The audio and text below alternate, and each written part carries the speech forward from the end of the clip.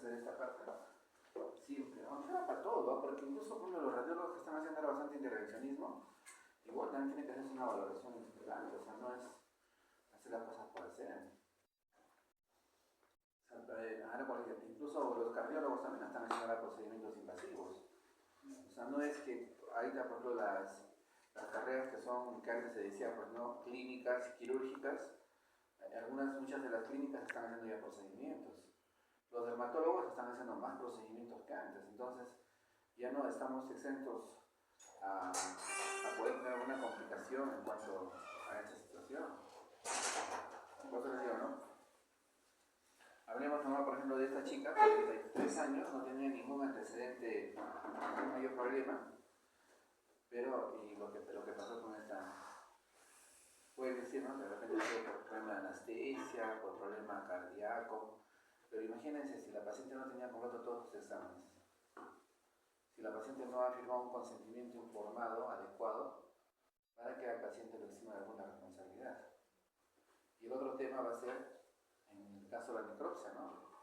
La necropsia va a determinar si ha habido alguna lesión, o sea, algo más se encuentra durante el procedimiento. Porque se supone que este procedimiento es que solamente le coloquen unos tubos en el tejido celular subcutáneo y empiezan a mover, o sea, mueven toda la grasa, mueven, y después empiezan a aspirar. Aspiran. Si no se ha salido de su lugar, si de adentro, entonces, ¿por qué el shock hipovolémico? Por la grasa no te va a el shock hipovolémico. Entonces, algo más debe haber pasado, ¿no? Entonces, por eso hay que evitar estas cositas, ¿no? Siempre tener todo. Miren, por ejemplo, en este caso, en esta imagen, lo podemos observar, pues una paciente que tiene un montón de drenajes. Igual en la mañana, ¿no? Ustedes han visto ese paciente que hemos visto en la práctica, que tiene varios drenajes, o sea, a veces también pues, no se puede predecir las... Nosotros no operamos a una paciente así, más o menos una paciente anciana, obesa, entró por un problema de una colecistitis, ¿no? Pero esta paciente tenía una conexión, tenía una fístula que conectaba el estómago, el duodeno y la vesícula, o sea, había hecho una unión entre los tres. Entonces, nosotros querer sacar los cálculos de la vesícula, hacer una cosa, o sea, era abrir esas anastomosis que ya se habían formado y crearle más daño.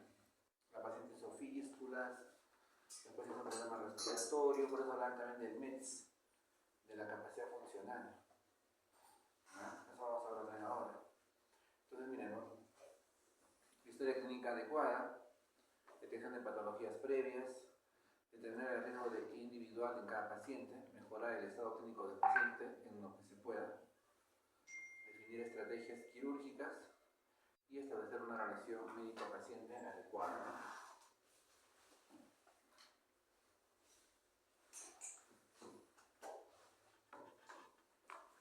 Entonces, el día de hoy vamos a un poquito abarcar. ¿Para ustedes qué es el ASA? ¿Han escuchado ese término? El ASA.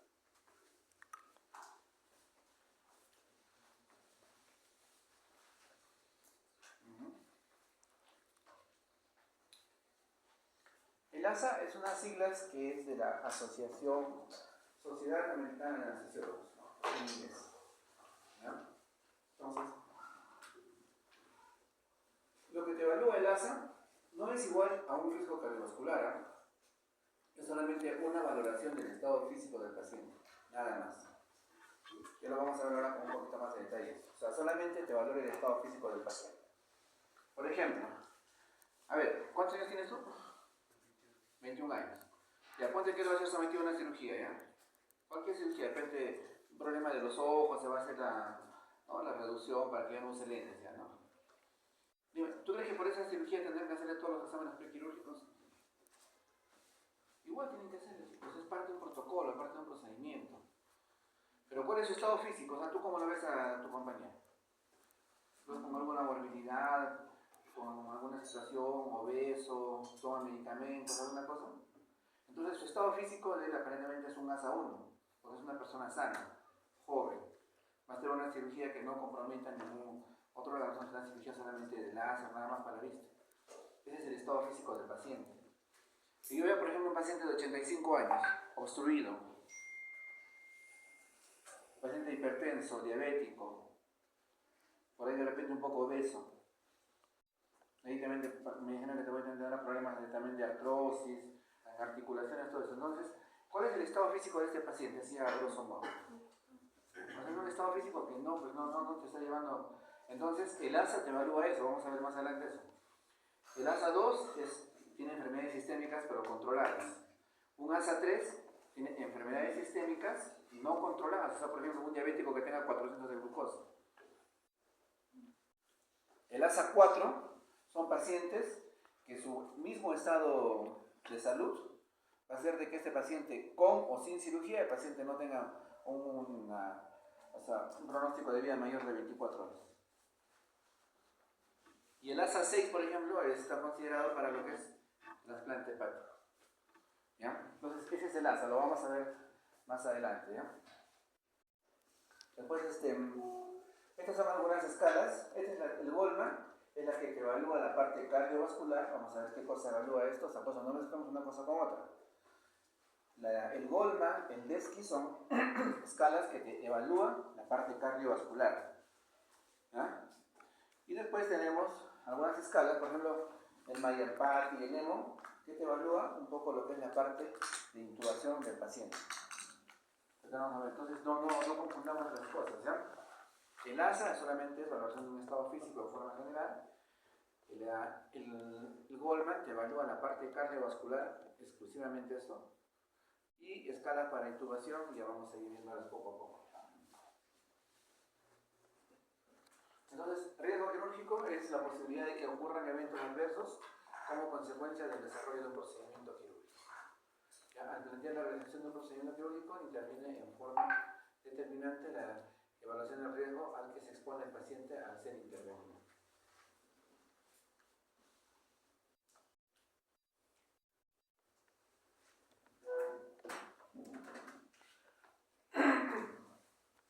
Entonces, como vemos acá, el concepto de riesgo es la contingencia y proximidad de un daño. ¿Ya? El riesgo quirúrgico es la posibilidad de responder a la agresión quirúrgica en forma anormal y o peligrosa. Entonces, en general el riesgo es la contingencia y proximidad de un daño. A que uno se expone, ¿no? Ese es el riesgo. ¿No?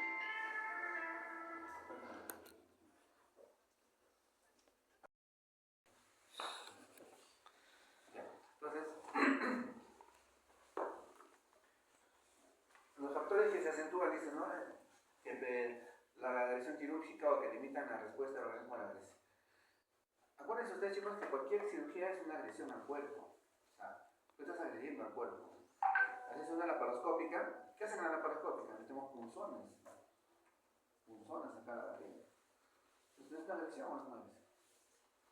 Sino que el tema de la laparoscópica como el corte es de que como en el corte existe pues realmente una incisión bastante grande, el cuerpo reacciona a eso. En cambio, como son incisiones bastante pequeñas, aunque el cuerpo no se da cuenta, no hace mucha reacción a este tipo de incisiones, porque son bastante pequeñas. Pero si fueran más grandes, sí haría pues toda una reacción, toda una serie de cascadas de inflamación y todo eso. Entonces, ahí originado por el paciente mismo y por la cirugía. Por ejemplo, ¿qué es lo que aumenta un poco el riesgo, no? La edad del paciente. Edades extremas, mayor riesgo. Un tema de nutrición. Por ejemplo, hoy día justo me vine tenía una consulta con una señora que me dice que hace 2 meses no puede comer. Porque si come, todo lo vomita. Dice, tolera 3 cucharitas en el almuerzo. Entonces, ¿cómo está viviendo? ¿No? O sea, ¿cuál será su estado? Y tú le palpas, y en el epigazo, una masa bien palpable. Dura, pétrea. No vas a ver que es un cáncer. ¿Ya? El otro tema es el embarazo. Se han presentado patologías durante el embarazo. Entonces, cuando a veces es muy urgente, aquí lo que se refiere es la vida de la paciente antes que el embarazo. Es que hay mucho riesgo. Por ejemplo, si tiene una peritonitis, ¿qué vas a hacer? ¿Qué vas a decir? No sabes que no te operamos porque el bebé se puede morir. A los niños de 2 se van a morir. La inmunosupresión, pacientes que son inmunosuprimidos también tienen alto riesgo de complicaciones. La urgencia de la cirugía también es un riesgo que aumenta también las complicaciones. Y enfermedades concomitantes, ¿no? O sea, cualquier otro tipo de enfermedad. de gran utilidad porque permite tomar decisiones. Ustedes mismos hablaban, prevenir riesgos, tomar decisiones y programar las actividades para la intervención quirúrgica. El paciente debe conocer los riesgos implicados en el procedimiento. El anestesiólogo podrá seleccionar con precisión el tipo de anestesia que se le dará al paciente. O sea, ojo, acá, si en algún momento ustedes son anestesiólogos, quien decide qué anestesia se da al paciente es el anestesiólogo. O sea, yo puedo sugerirle, ¿no?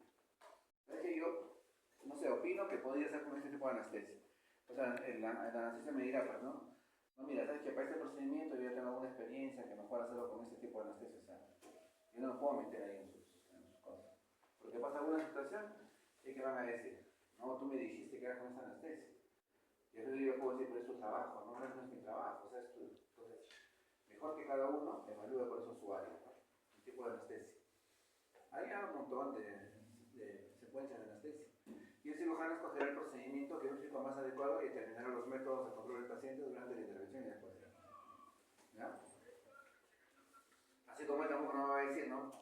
Pero vaya laparoscópica o vaya abierta. Él no va a decir ni eso, ¿no? Yo sí sabré por qué estoy haciendo cada procedimiento. Entonces, cada uno en su área, ¿ya? Aquí, por ejemplo, lean algunas estratificación de riesgo clínico, dice, ¿no? A edad mayor y mayor comorbilidad y menor receta funcional, a haber mayor riesgos. En cuanto a eso, no hay diferencia, ¿ya? O sea, no es que las mujeres tienen más riesgo de complicarse que los varones, no hay. Ahí es por igual. En cuanto a enfermedades respiratorias, el foco y tabaquismo, aumenta el riesgo. En enfermedades hematológicas, la anemia exacerba una isquemia miocárdica, no se puede exacerbar este tema. Y enfermedad renal, miren, justo la semana pasada vino un paciente que estaba en el Carrión y me dice, no, doctor, me dice, quiero solamente que me haga una ligadura de hemorroides. Para nosotros es un procedimiento rapidísimo. Al paciente lo ceda, nosotros ingresamos, digamos, y se acabó. Pero el paciente estaba con 4,5 de hemoglobina. Al paciente tú le decías que camine de acá para allá y el paciente se agitaba, porque no tenía nada de esa. Porque el paciente no le transara con ese 4,5 de hemoglobina, por más que sea un procedimiento que dure pues 30 segundos, eso es imposible. Tenemos que colocar en sangre al paciente unos 3-4 paquetes globulares para que estabilice un poco y recién con eso empezar a sangre. No es cuestión de decir, no, pues no pasa nada, no vas a hacer esto, es rapidito. No, chicos, olvídense de eso. El paciente tiene que entrar con lo mínimo indispensable. Igual también. La IRCT aumenta la morbilidad del paciente. Todo paciente que tenga problemas en insuficiencia renal crónica es un paciente que se va a complicar de alguna situación. Ya sea su tiempo de cicatrización va a ser más largo, de licencia de herida, alguna situación, pero alguna infección de sitio operatorio, pero siempre va a tener alguna comorbilidad. Y enfermedad cerebrovascular incrementa el riesgo quirúrgico y el riesgo de un nuevo ACV. Bueno, eso en cuanto a la cirugía, que no son urgentes, selectivas o emergentes. Por eso es mejor programar una cirugía. Pero son las que no, pues no van a ser emergencias. Fíjense en cuanto un poco a las heridas, si es una herida limpia contaminada o una herida infectada, ¿no? Dependiendo también del tipo de cirugía a cuál uno va a ingresar. Entonces, vamos a empezar a trabajar con lo que les decía. El ASA, la capacidad funcional, lo que hablaba justo del cuál era, de los METs, el riesgo cardíaco del DI, el DESTI y el Goldman, que nosotros utilizamos más, ¿ya? Para poder un poquito ver cómo se evalúan este tipo de escalas.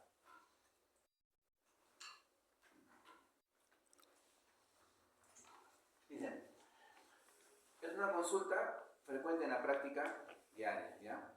Las complicaciones cardiovasculares son una de las principales causas de muerte y mortalidad en el postoperatorio. Las complicaciones respiratorias son más frecuentes y las complicaciones cardiovasculares son las más graves. Por eso es que nosotros evaluamos esto, ¿no?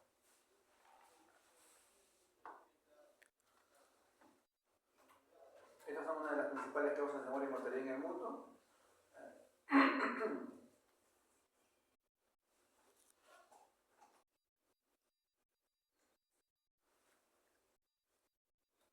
Entonces, como decía, el ASA,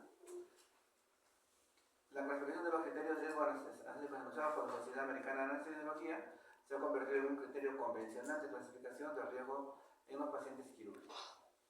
Mediante una valoración, los pacientes que se someterán a una intervención quirúrgica se clasifican en 6 clases. Entonces, por eso dicen, ¿no? Es un paciente que tiene un riesgo cardiovascular, tiene un Goldman 2, ¿ya? Pero es un ASA 3 o un ASA 4. Es diferente, o sea, no es lo mismo hablar del ASA que el cardiovascular, o sea, totalmente diferente. Entonces, miren, ven, el ASA 1, normal. ASA 2, con enfermedad sistémica leve, hipertensión, diabetes, asma, pero controlado. El 3, hablamos de una enfermedad sistémica, pero que no esté controlada. El 4, paciente con enfermedad sistémica grave con amenaza constante de su vida. ASA 5, un paciente moribundo que no se espera que sobreviva con o sin intervención quirúrgica. Y el ASA 6 es un paciente con muerte cerebral cuyos órganos se retiran para donación. Entonces, ese es el ASA. Aquí está, miren, ¿no? Entonces, cualquier paciente sano, un ASA 1. Paciente con alguna alteración sistémica, ¿no? Hipertensión, tabaquismo, diabetes, todo eso. Menores de 70 años también, ojo. Si es un paciente que tiene más de 70 años, ya entra en un ASA 2. O sea, solamente ya por la edad está en un ASA 2. En ASA 3 son pacientes que tienen enfermedades sistémicas y que le producen alguna limitación, ¿no? Por ejemplo, el HCA no controlada, diabetes no controlada. A veces tienen pacientes que tienen problemas respiratorios que andan con su oxígeno, no pueden dejar el oxígeno. Entonces son pacientes que tienen un ASA 3. El ASA 4 son pacientes con enfermedad sistémica grave que constituyen una amenaza constante para su vida, ¿no? Por ejemplo, un paciente que tenga un problema de cirrosis, que se va a operar de algo, es un paciente que sí o sí se puede complicar y se puede morir. Que tenga, por ejemplo, una insuficiencia cardíaca global, ¿no? O sea, incluso el cardiólogo le diga, mira, si a este paciente le pones un anestésico, se le baja la presión hasta se muere. Entonces, ahí tienes que ver si lo operas o no lo operas, ¿no? Y si realmente es urgente operarlo, ya, pues con todo riesgo, no queda otro. El ASA 5 son pacientes moribundos, terminales, ¿no? O sea, los pacientes que vienen a veces con cáncer terminal, que vienen ya, pues, ¿qué van a hacer con esos pacientes? Y el ASA 6 son pacientes con muerte cerebral, ¿no? Entonces, dígame, ¿todo paciente es candidato para trasplante?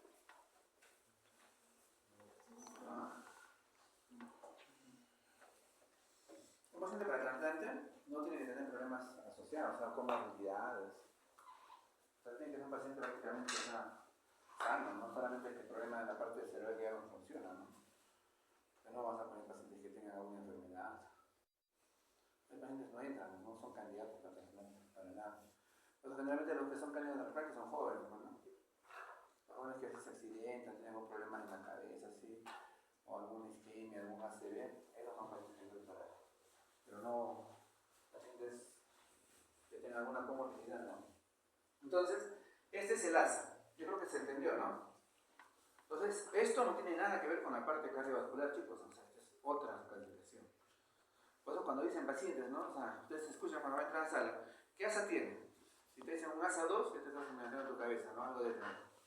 Si es un ASA 3, algo más, o sea, ya está complicado el paciente.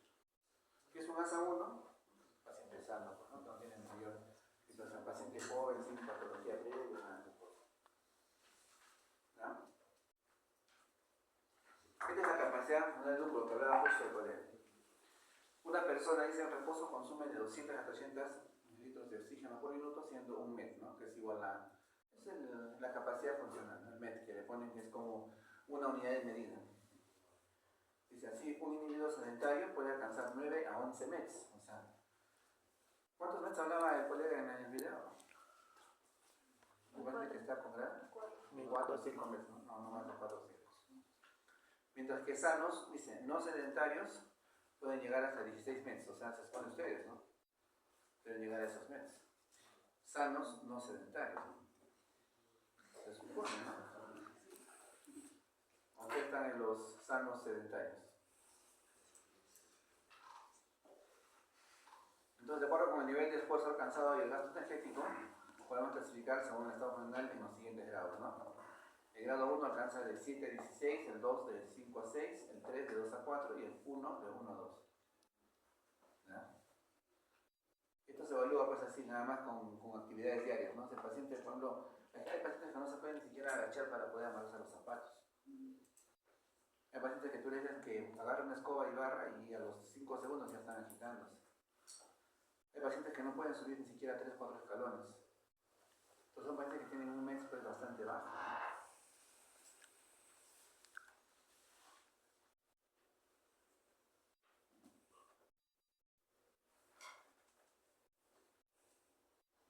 Y esto pregunta, ¿no? O sea, son algunas preguntas que están en inglés, ¿no? Y son preguntas, miren, son preguntas que normalmente se pueden hacer, ¿ah? O sea, son de la actividad diaria.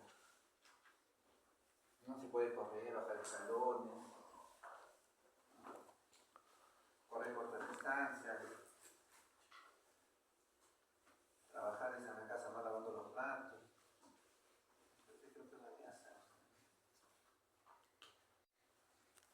Entonces, ese es el MEX, esa es otra cosa. Ahora hablemos de la parte cardiovascular. Se concluye que el índice multifactorial de Goldman es una herramienta para evaluar a los pacientes en un riesgo cardiovascular y predecir complicaciones en intervenciones no cardíacas. Ojo, esto es para cualquier tipo de intervención no cardíaca. Los tipos de intervención cardíaca tienen unas escalas exclusivas para estos pacientes. Ellos les toman otro tipo de escalas, todo, ¿no? O sea, el que va a ser sometido, por ejemplo, a un implante valvular en el corazón, tienen que tener otro tipo de escalas, otro tipo de evaluaciones. Aquí lo que hablamos son pacientes que son cirugías no cardíacas.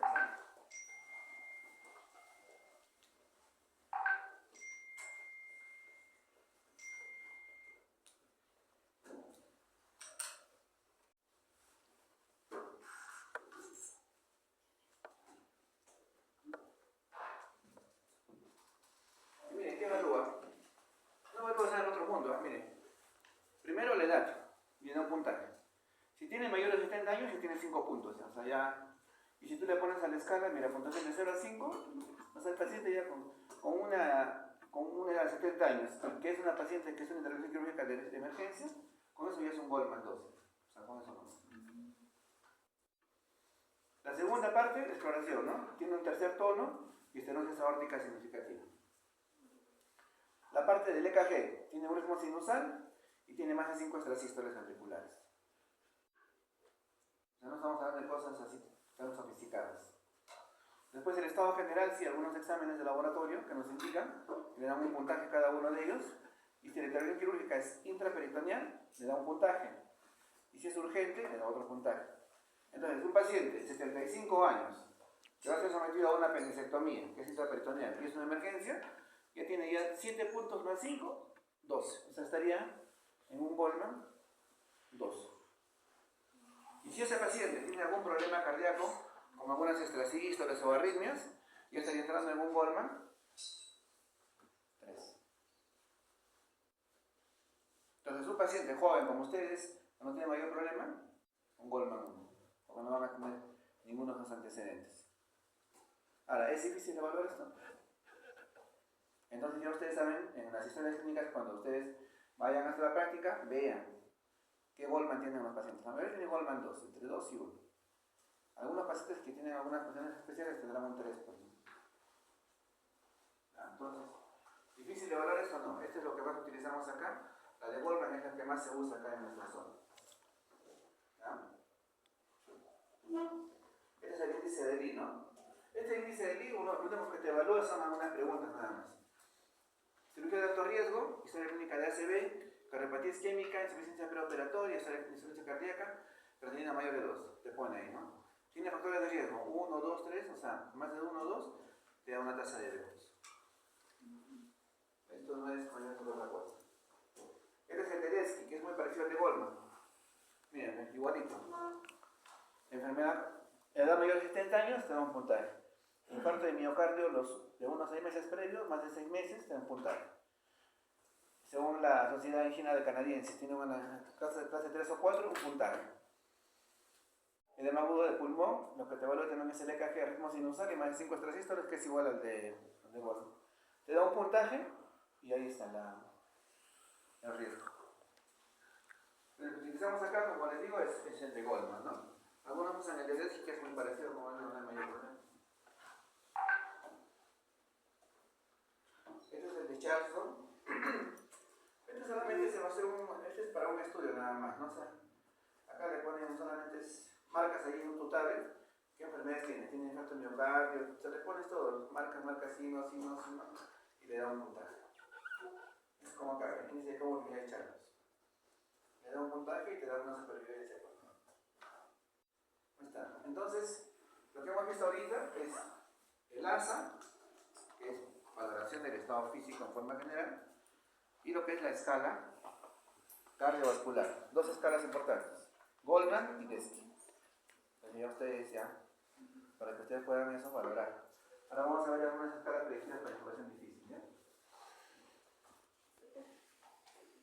¿Hasta aquí alguna pregunta? A ver.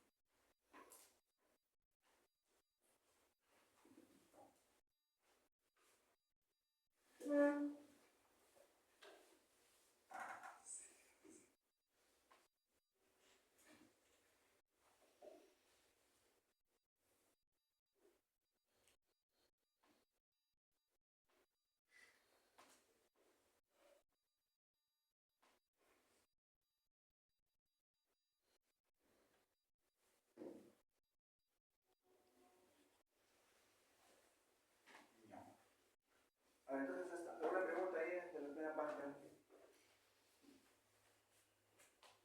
¿Quedó claro entonces? Y vamos a escalas predictoras, ¿ya? Un poquito más tarde.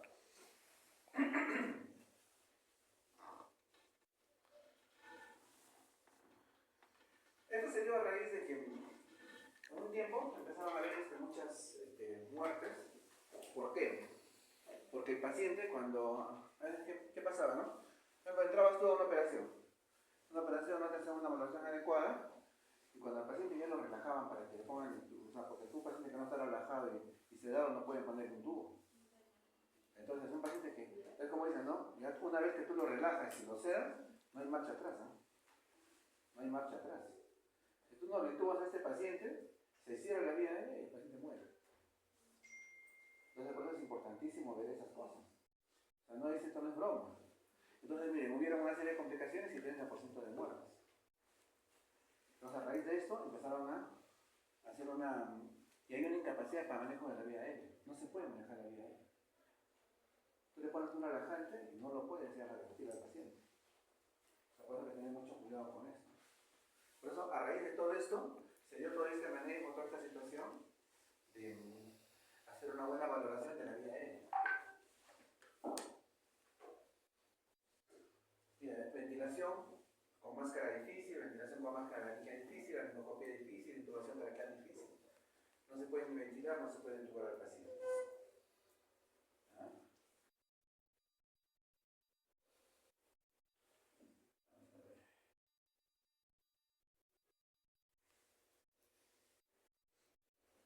¿Cuáles son los que tienen riesgo, por ejemplo, para que tú hagas un buen sello con la máscara? ¿Qué pacientes?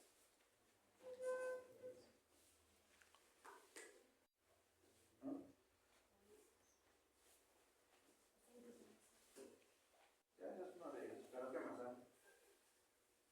Se supone que la máscara tiene que sellar para que tú puedas oxigenar bien al paciente. O sea, tú que haces una tracción acá, lo que estás haciendo es o sea, poner recta la vía aérea para que no haya ningún inconveniente. Entonces traccionas y colocas la máscara que tiene que sellar adecuadamente para que no te escape el oxígeno, si no el paciente no lo estás ventilando. Entonces mira, ¿no? Para que una ventilación no sea difícil, deformidades faciales, por ejemplo. Hay pacientes que tienen un poco metida acá la quijada. o que de repente por algún trastorno, algún problema de una enfermedad, hayan tenido algún accidente, alguna cosa en la cara.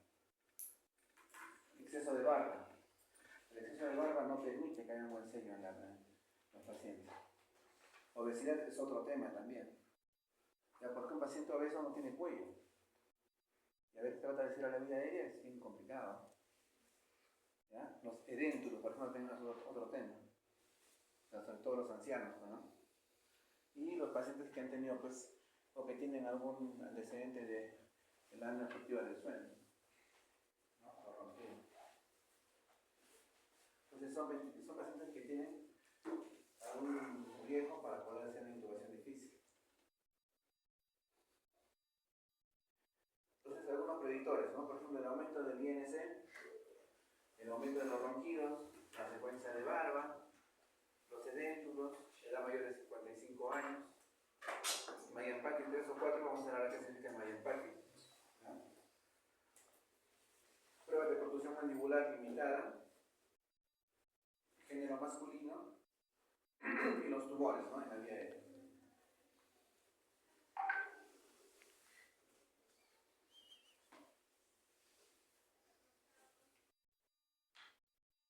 Ya, entonces empezamos. Esta es la clasificación de Cook. Es una medida no numérica sino cualitativa. Esta es una vía aérea grado 1 normal, fácil, hay ciertas restricciones y con dificultad. Esto es muy parecido al Mayer-Pack, ¿no? O sea, más que todo observando las estructuras anatómicas del paciente. Por eso, antes de la operación, se le tiene que hacer una valoración al médico que en el momento, no te preocupes, en el momento que te intubo, ya cómo se tu laringe, ¿no? Tiene que ser antes, ¿sí?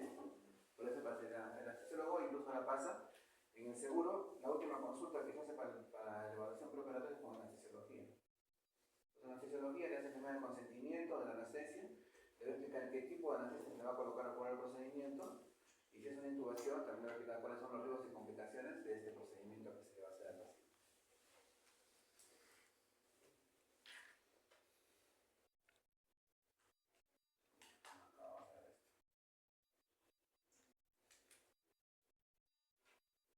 Empezamos, ¿no? La apertura oral. ¿Ah? Apertura oral. Distancia interincisivos, o sea, incisivo superior e inferior. Entonces tú le dices, ¿no? La laringoscopía difícil menor a 3,5 centímetros. Tiene que ser mayor. Sobre todo el paciente le dices, abre la boca y mete los 2 o 3 dedos. Si hay una buena apertura oral, no va a haber problemas con la. Pero menos de 3 a 5 centímetros, estamos hablando de una intubación difícil. Menor de 1,5, inserción difícil y mínimo 2 centímetros, ¿no? Son problemas para insertar el laringoscopio. ¿Y quiénes pueden tener, por ejemplo, distancia apertura oral limitada?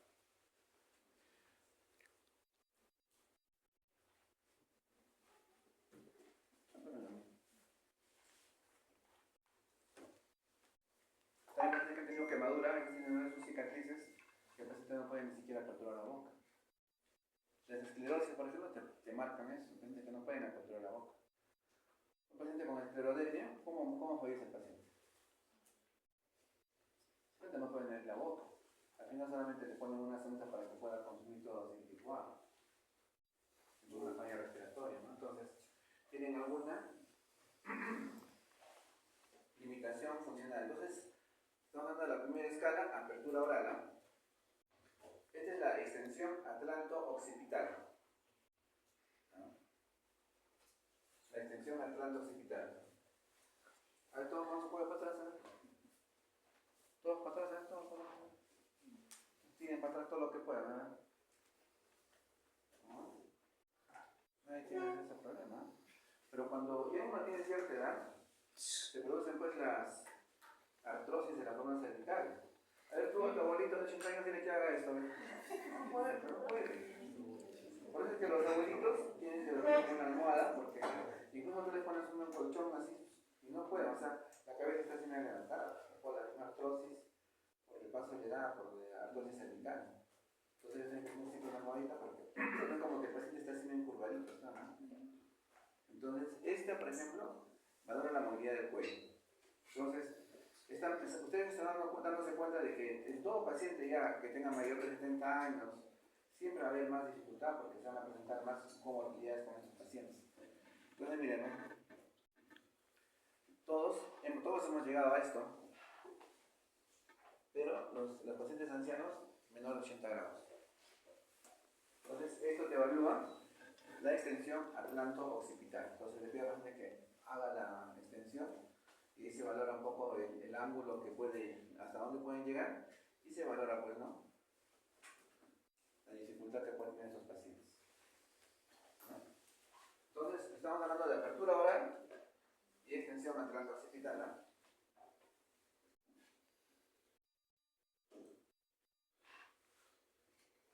Ya, la protrusión mandibular, que es otro tema. Mordida del labio superior, ¿no? Capacidad de deslizar los incisivos inferiores sobre los superiores. Tiene una sensibilidad del 100% y especificidad 85, ¿no?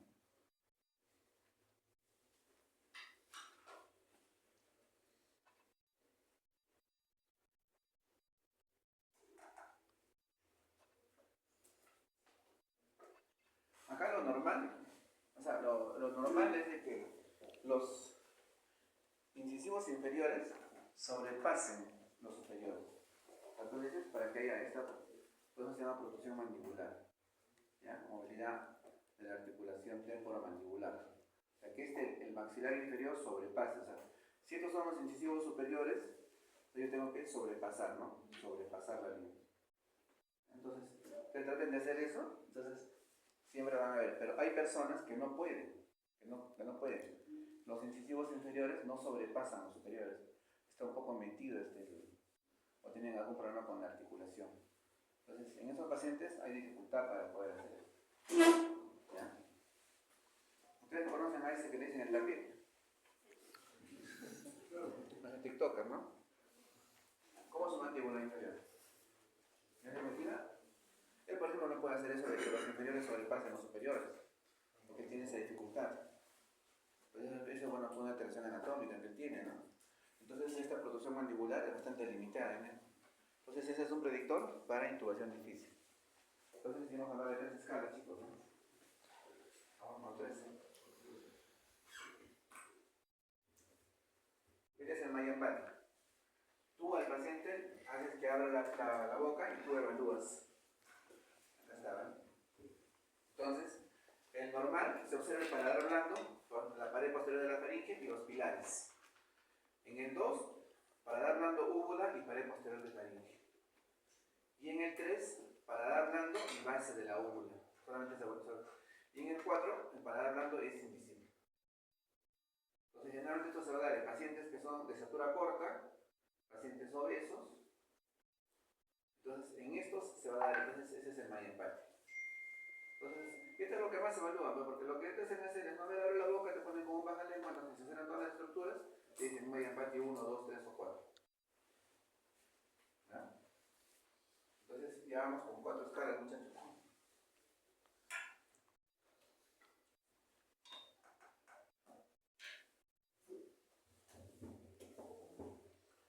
Esta es la distancia tiro-mentoniana, ¿ya?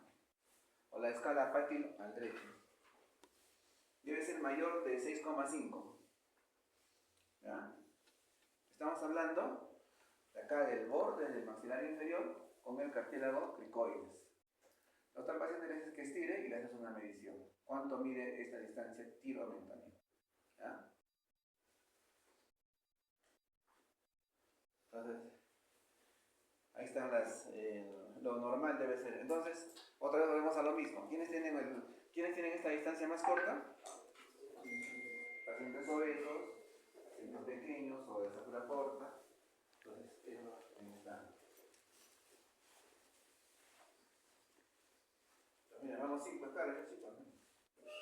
Esta es la esternomentoniana, que es muy parecida, solo que la distancia va del borde inferior de la mandíbula hasta el esternón.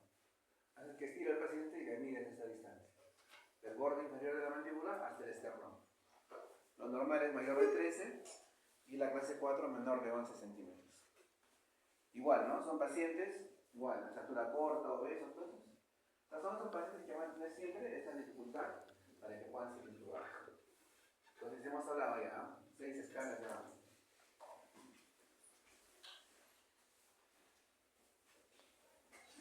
Esta es la de Forman Lejano. Esta es muy parecida a la de Maya Empatía, muy parecida a esa. Entonces la que más usan es la de Maya Empatía. Entonces, este es un cuadro resumen en el que te dice, ¿no? Índices individuales, pobre predicción. Combinación del test mejora un poder predictivo, es decir, hacer 4 o 5 escalas en un paciente que mejora la predicción de que este paciente puede tener una intubación difícil. O sea, tú vas a decir, ¿no? Nosotros no te hablamos de empate, pero vas a hablar si que la distancia tiromentoniana, la apertura oral, la percusión. No, pero hay otras cosas, ¿no? O sea, en hacer 4 o 5 escalas te aumenta la predicción para poder predecir alguna intubación difícil. Y aumentan la especificidad, ¿no? Sacrificando un poco la sensibilidad de estas escalas. Entonces, acá la conclusión de este estudio es de que, ¿no? A mayor cantidad de escalas que tú utilices con los pacientes, es mucho mejor la predicción de estos pacientes, ¿ya? ¿Qué son ahorita? Son 3. Ya, un poquito suelten, chicos, ya no veo cansados. A ver, aquí pregunta, muchachos. Entonces, por favor, cuando ustedes ya vean, o sea, lo que tienen que hacer ustedes son ver las historias clínicas. Vean la evaluación del anestesiólogo, vean ahí las escalas que se van a producir, vean la valoración del cardiólogo, el médico internista que hace la escala de la valoración cardiovascular, entonces ustedes saben ya. Este paciente es un ASA 1, es un ASA 2, tiene un riesgo cardiovascular Goldman, el Goldman 1, 2 o 3, dependiendo. Entonces empiezan ustedes a ver todos esos exámenes. Todos los exámenes prequirúrgicos que ustedes saben cuál es el paquete básico que se le toma a cada paciente. Entonces hasta ahora hemos avanzado con todos esos temas que son netamente prácticos para ustedes, para que puedan hacer una buena valoración de sus pacientes. A ver, pregunta muchachos, ¿no?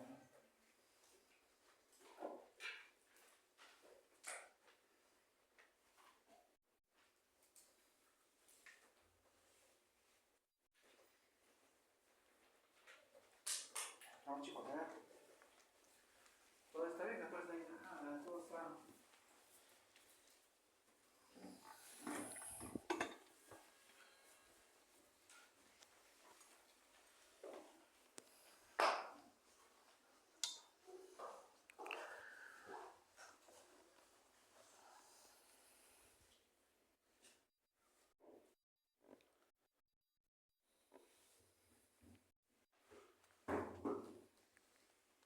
Ya, vamos a hablar un poquito de consentimiento informado, ¿ya?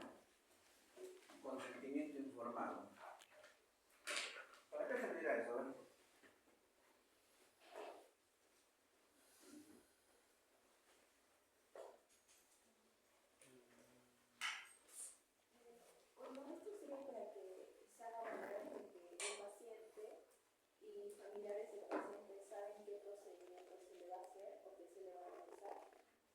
Y bueno, firme, ¿no? O sea, aún sabiendo los pros y los contras de, bueno, lo que es ACO. Y también esto valida lo que es la historia, ¿no? La historia clínica, que es un documento médico legal. O sea, en el consentimiento informado no solamente debe estar la información de lo que tú le vas a hacer al paciente, sino también tú debes informarle sobre todas las complicaciones que existen en este procedimiento que se le está haciendo. Y debe estar detallado en todas las complicaciones. Entonces el consentimiento informado debería ser individual para cada patología. No un solo consentimiento que va a abarcar todos los procedimientos. No es así.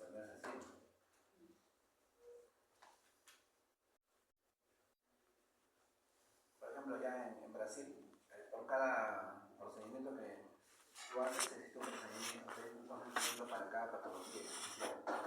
Para PELCE hay un consentimiento, para vesícula hay un de construcción y tiene otro consentimiento. Porque no son las mismas complicaciones, son diferentes.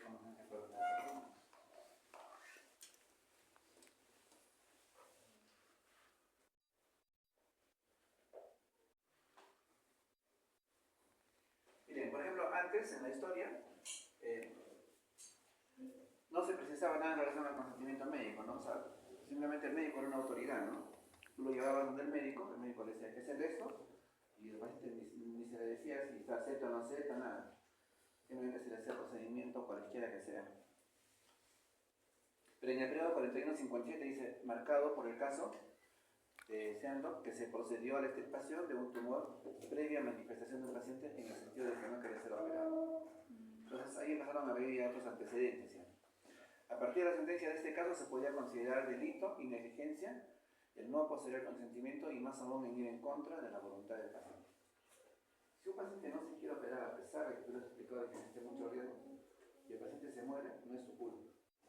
Pero tienes que hacerle firmar el consentimiento, en todo caso la revocatoria de ese consentimiento. Para que tú también un poco sabes tu responsabilidad. No más que todo ahora, porque existe todo lo que es la parte legal para este tipo de situaciones. Periodo entre 57 y 72. Este periodo estuvo marcado por el caso Bentley. El doctor Anderson realizó una mielografía con fines diagnósticos y hubo complicaciones posteriores. La sentencia estableció de que es deber del médico explicar la técnica y sus posibles consecuencias, así como obtener el consentimiento informado del paciente. Entonces, miren, de toda esta serie de situaciones han llevado para que se hable pues, ¿no? del consentimiento informado, ¿no? Entonces, el año 48, en la Declaración Universal de los Derechos Humanos, en la Asamblea General de la ONU ya se hablaba de esto. En el año 66, en el Convenio Internacional sobre los Derechos Penales y Civiles y Políticos. En el año 95, Derechos de los Pacientes, la Asociación Mundial Médica, ¿no? Cambió el paradigma hacia una atención centrada en 5 principios: información, atención, decisión, participación y respeto. Ustedes se han dado cuenta de que todos los pacientes ahora dicen, ¿no? A mí no me han dicho nada, no me han informado nada, han ingresado a sala, ni siquiera sé qué le van a hacer. O sea, ese es un tema también, ¿no? Con la gente. Acá es un tema porque a veces, y ha pasado bastante, ¿no? Por ejemplo, que nosotros hablamos con el paciente, ¿no? Es un paciente con una colecistitis. Entonces le explica, señor, su problema ya se le ha evaluado, es un problema que tiene que resolverse de emergencia. La operación consiste en extirpar la vesícula, vamos a hacer este procedimiento, ya sea por la paroscopía o con corte, se le explica. Puede haber algunas complicaciones en este procedimiento, entonces, vaya correcto. ¿Está de acuerdo? Sí, doctor, ya voy a dar una firma, ya, a los 5 minutos viene la esposa. Doctor, ¿qué le van a hacer a mi marido? Pero íbamos a hablar con tu esposo. No, pero él no sabe nada, no me ha dicho nada. A los otros 5 minutos viene la prima, viene la hermana, viene el cuñado, viene, o sea, 80 personas vienen, ¿no? Por eso es que, bueno, a veces un poco tiene que traer algunas estrategias, ¿no? Antes de que hables con una persona diciendo, ¿quién más está contigo, no? Para que escuchen, porque yo no voy a estar repitiendo pues 2 o 3 veces también la misma cosa para cada uno de los familiares, ¿no? Tienen que estar enterados. En algunos casos solamente hablo con los directos, ¿no? Yo tengo que hablar con el cuñado, con el primo, con el amigo santo, tengo que hablar con ellos. Los que están implicados a veces son el esposo, los hijos o los padres, ¿no? Pero nadie más. A veces quieren entrar todos también, tampoco no es así. Porque todo el mundo va a querer hacer un cargamontón y tampoco no. Pero debemos siempre basarnos en esto, ¿no? Informar al paciente, atender todas sus peticiones que nos menciona el paciente, decidir, dejar que el paciente decida por sí mismo, que participe también, y respeto a lo que él está decidiendo. Entonces, miren, bueno, consentir, ¿no? Viene autorización o permiso para que se haga algo, asentir. Informar, dar la noticia de algo, de la noticia vigente.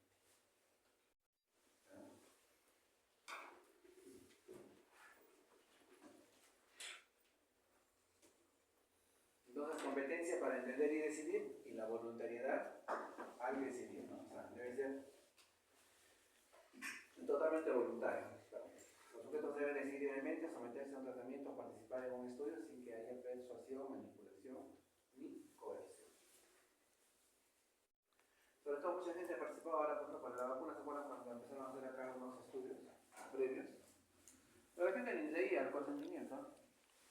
Como decían, te vamos a pagar tanto, ya dónde firmo, ya pongo, ya. Ni les interesaba si era un efecto de día.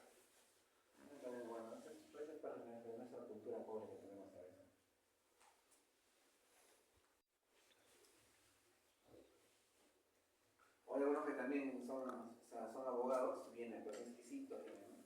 Y les hacen llamar el documento y te dicen, espera un momento, entonces empiezan a leer todo el documento. Vienen a los 5 minutos. Doctor, pero acá dice esto, yo no voy a firmar eso, aunque según la ley que el código penal, que no puedo hacer problema, simplemente dime no y punto, ¿no?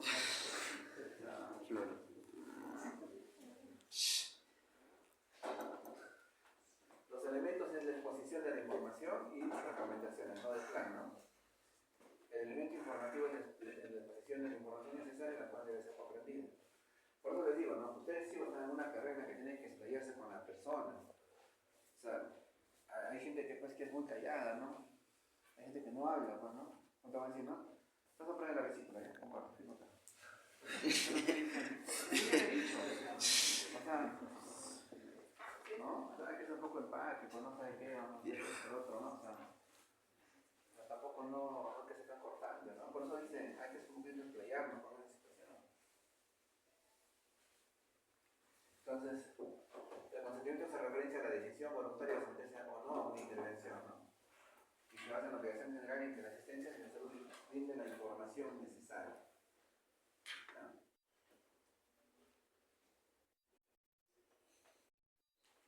Entonces, todo lo que hemos estado hablando, resumido, pues, ¿no? O sea, todo lo que el paciente debe saber, ¿no? El médico informa. El paciente debe comprender los deseos del paciente también, la familia, comprensión también de los deseos de la familia, decisiones basadas en un consenso entre el médico y el paciente, y los intereses estimados de los intereses del paciente en comparación con los médicos tratantes y opiniones sociales.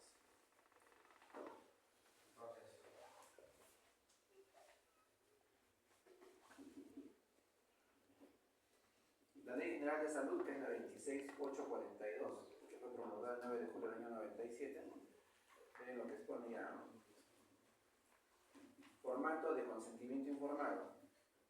Dice, debe incluir efectos adversos de los usuarios de antibióticos, analgesia y ARNs en general, anestesia, corticoides y todo elemento farmacológico que se prevenga. Utilizar pronóstico y recomendaciones posteriores a la intervención o procedimiento quirúrgico. Pronóstico y recomendaciones. La Ley General de Salud es un derecho, dice, ¿no? Toda persona usuaria de los servicios de salud tiene derecho a que se le comunique todo lo necesario para que pueda dar su consentimiento informado previo a la aplicación de cualquier procedimiento o tratamiento, así como negarse a esto. Entonces es una ley. Y sobre la ley no se puede hacer nada. Lo que nos queda a nosotros es cumplir la ley, cumplir la norma, lo establecido. Si nosotros no hacemos, o sea, miren, el no hacer este consentimiento, nosotros estamos infringiendo una norma. Y ahí sí, pues no, te la vas a ver con los abogados que te van a encontrar 80 cosas.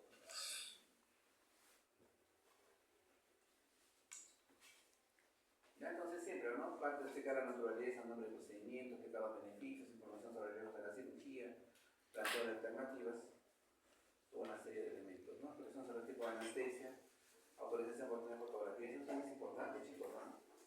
Ustedes no pueden exponer una fotografía de un paciente. Ya, o sea, hay mucha, o tú puedes, por ejemplo, poner una parte, ¿no? O sea, que estás encontrando una, pero no puedes poner tu cuerpo, sobre todo zonas íntimas, o sea, no. Hay que tener mucho cuidado, demasiado cuidado. En otros países incluso el paciente firma a exponer su caso, ¿no? Tiene que autorizar eso, no se puede publicar nada de esas cosas. O sea, por ejemplo, para que tú publiques un artículo y tú vas a publicar alguna fotografía sobre casos, debes tener el consentimiento de los pacientes que están participando en ese estudio. Así sea una foto de una herida, esto tiene el consentimiento. No ingresa. Son muy rigurosos en eso. Nosotros a veces tomamos fotos, hacemos, ¿no? Pero hay que tener mucho cuidado con ese consentimiento. Siempre es importante la fecha, la firma, si es posible la hora también. Y siempre los testigos, ¿no? Se viera para que puedan esto. ¿No? Entonces, ahora, por ejemplo, en pacientes, en pacientes niños, el que firma son pues, los padres, ¿no? Si no estuvieran los padres, los abuelos o el tío, ¿no? Para algún tutor legal, ¿no? Que esté. El paciente, por ejemplo, discapacitado, tiene que firmar siempre pues, el papá o el hermano o la persona que esté responsable de esta persona. Si viene un paciente, por ejemplo, un accidente de tránsito y que tiene que entrar a sala de emergencia y no hay nadie, ¿quién tiene la consentimiento informado?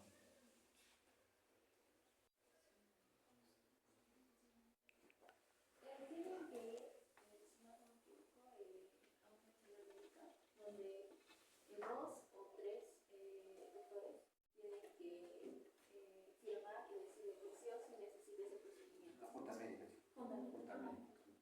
Siempre en emergencia, a menos en los hospitales grandes, siempre hay un efectivo policial. Entonces se hace la junta médica y se colocan los pacientes, el paciente de tránsito, ¿no? Actualmente con un abdomen agudo quirúrgico, en riesgo de su vida, puede poner incluso algunos exámenes, algunos resultados de laboratorio, y bueno, el paciente debe ser intervenido quirúrgicamente. Al momento no se cuenta con familiares que autoricen, el paciente se encuentra intubado, ¿no? Tampoco no puede firmar, entonces no firman acá. Entonces firma el jefe de la guardia, el anestesiólogo, el cirujano, si hubiera alguien un testigo más ahí, el policía también firma. Entonces en esos casos, ese es el consentimiento que se da en esos casos de emergencia. Pero tiene que haber un documento. No podemos entrar sin mano a mano, sin nada.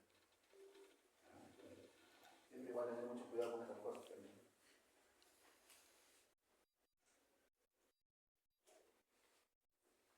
Entonces la declaración jurada, ¿no? Bueno, que en sí, como te digo, no existe un formato estándar, ¿no? Cada médico debería hacer su propio consentimiento, ¿no? O cada institución debería establecer para cada patología. En el seguro hay un formato que es consentimiento que es para todos los procedimientos, que no debería ser así.